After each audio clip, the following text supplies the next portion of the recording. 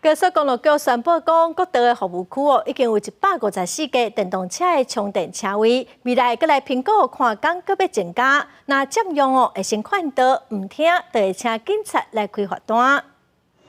接上充电前360千瓦的充电条，10分钟就当提供250公里的里程。高公局宣布完成第3期各道服务区充电条建立计划。车站伫北中南东有6站全新充电站公布启用，目前全国已经有154个充电车位，利用率与清水服务区相关。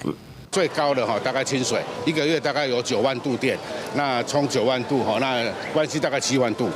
那所以其实我们整个建制完成了以后的话，我们也会再评估这个需求的话，对不对？有没有再增加？因为各道服务区拢位伫高速公路边甲郊区，现有的电力甲配线爱重新建设，难度比一般快充站悬。目前伫15个服务区甲东草屯休困站有23站快速充电站，有电车车主市场真肥，目前特色连锁假期也袂等上久，也毋过是电车愈来愈侪，建议各道快充会当设定累进费率制度来增加周转率。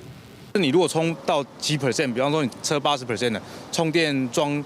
的电脑都可以知道，那你如果超过的话，就要加收，比方说1分钟多少钱，这样可以有效促进周转率。量能是够的啊，因为我觉得跟一年前相比来讲的话，其实已经差很多了。那这个东西是持续的进步嘛。另外，目前充电车位是专用车位，若有毋是电车占用充电车位，高公局表示会进行周行劝导，若无法度抗议，会由警方开单。记者综合报道。